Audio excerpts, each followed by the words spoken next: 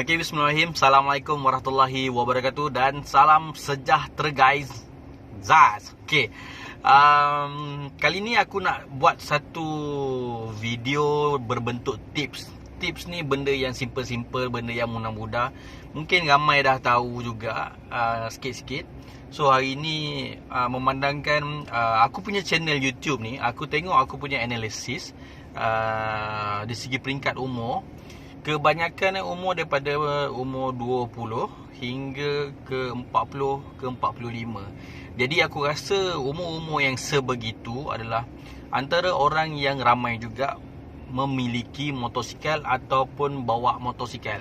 Okey. So, tips yang aku nak kongsikan, tajuk pun korang dah baca, yang mana aku akan kongsikan berkenaan tentang tips keselamatan kalau nak bawa motor tu dalam jarak yang jauh, nak pergi jalan jauh lah kan. Kalau nak konvoi jauh-jauh, dekat-dekat pun boleh juga, tak ada masalah, penting. Okey. So, apa yang aku nak kongsikan ni, sebelum tu mintalah jasa baik kawan-kawan yang dah layan video ni, dah tengok kan, like sikit and support sikit, subscribe. Macam biasa, komen-komen yang murni-murni. Dan kalau tengok benda ni memberi manfaat kepada semua orang, tolong kongsikan, tolong share pada ramai kawan-kawan kat Facebook ke, dekat mana-mana media sosial lah, TikTok ke, WhatsApp ke, Telegram ke, apa ke, kongsikan. Okay, so sebelum aku nak kongsikan tips tu, aku nak cerita sikit lah antara perkara-perkara yang memberi cabaran ataupun halangan ketika kita menunggang motosikal. Fokusnya motosikal lah sebab kita cerita pasal motor. Tapi kalau buat kereta pun ada juga halangan, buat basikal pun ada juga halangan. Okey, biasanya sebagai penunggang motosikal ni, yang pertama biasanya kita tengok dari segi faktor cuaca lah. Okey, so cuaca ni kadang-kadang zaman sekarang, musim sekarang ni, Januari 2021 hujan. So bila hujan, sana lebat, sini lebat, sana banjir, sini banjir. So hati-hatilah. So kalau ikut tips memandu ketika hujan pun aku pernah kongsikan, korang boleh scroll balik tengok video. Okey, so cuaca tu paling penting. Tengok dari segi waktu tu hujan, ribut. Kadang-kadang kalau dekat highway tu angin lintang. Okey, so hati-hati dengan angin lintang. Alright.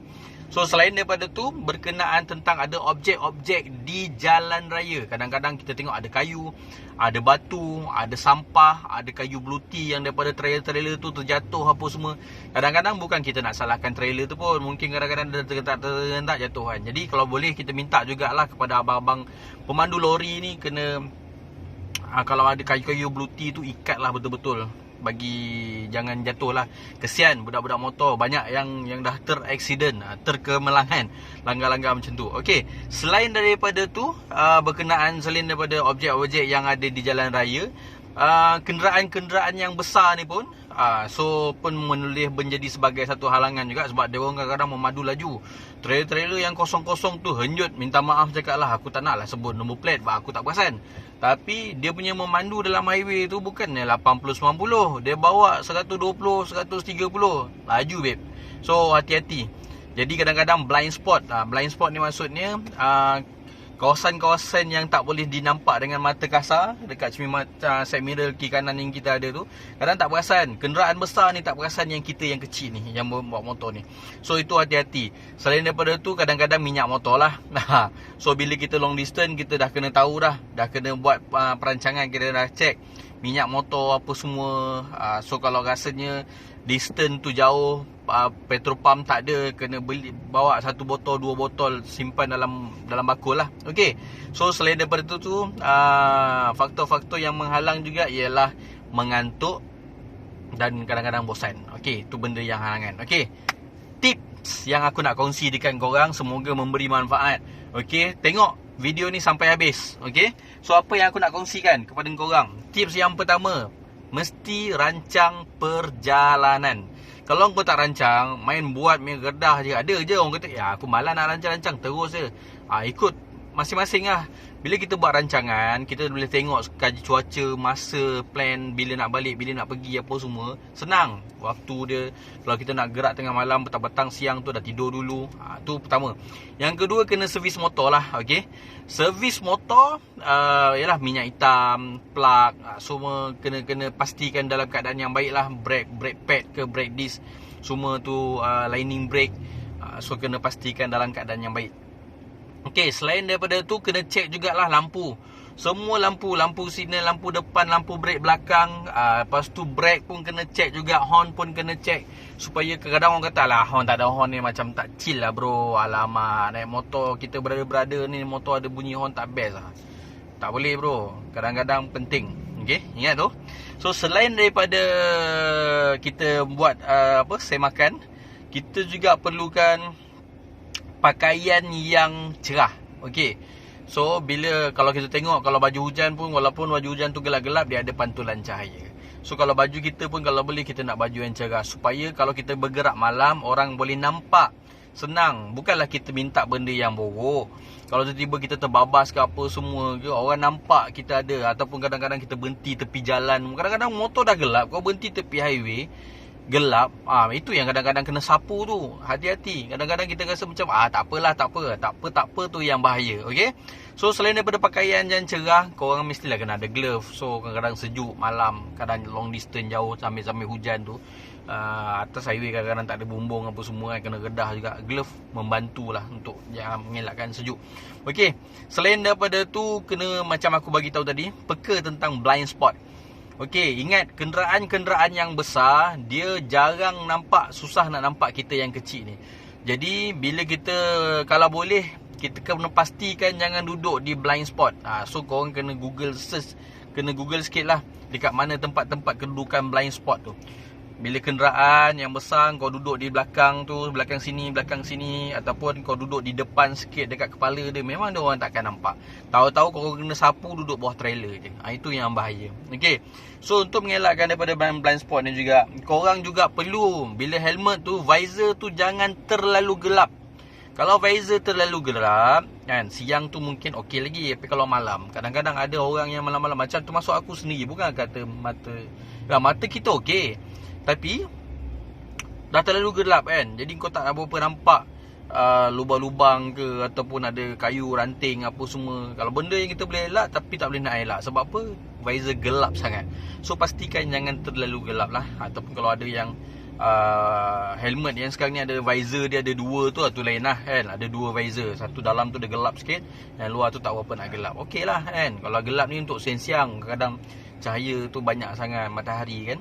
Okey, selain daripada visor yang gelap, untuk mengelakkan pakai visor yang gelap, korang juga kena elakkan duduk berhampiran dengan kenderaan-kenderaan yang berat ni tadi, yang besar-besar ni.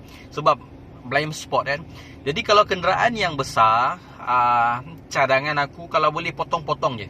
Jangan nak mana-mana kau duduk je kat tepi diorang, belah kiri ke belah kanan ke belah belakang. Belakang lagi bahaya bro. Diorang mana ada ni.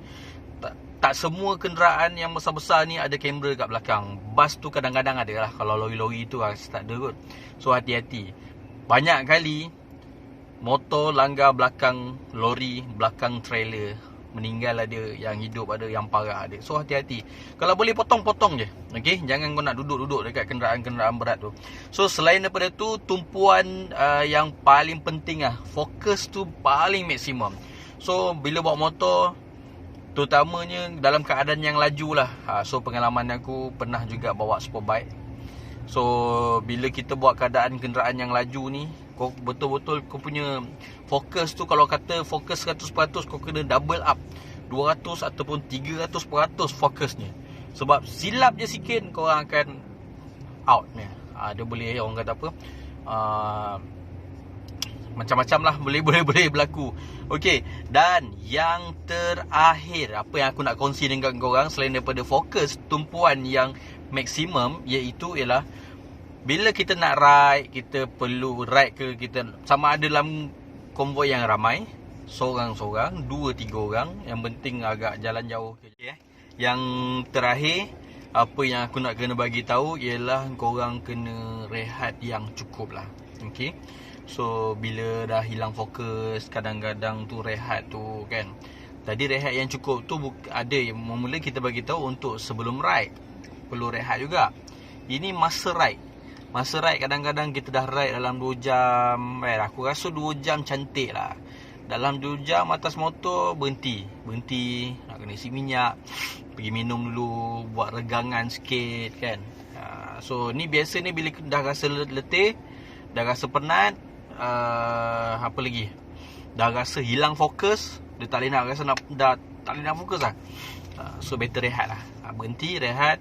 Kadang orang kata minum dulu dia kan, kena kopi dulu ke apa, tak kisahlah ride tu siang ke, petang ke, malam ke kan, pagi ke, perlu rehat ketika ride. Sebab long distance, kadang-kadang contoh ride daripada JB nak pergi Penang kan, ada event kat Penang, ataupun sebelum PKP ni dulu ada ride, macam aku pernah berlaku lah, kita pernah ride pergi ke Thailand kan.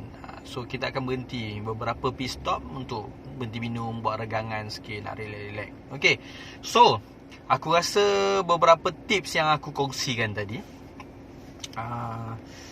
mungkin cukup, mungkin tak berapa nak cukup, tapi sekurang-kurangnya membantu kepada semua penunggang-penunggang motor di luar sana.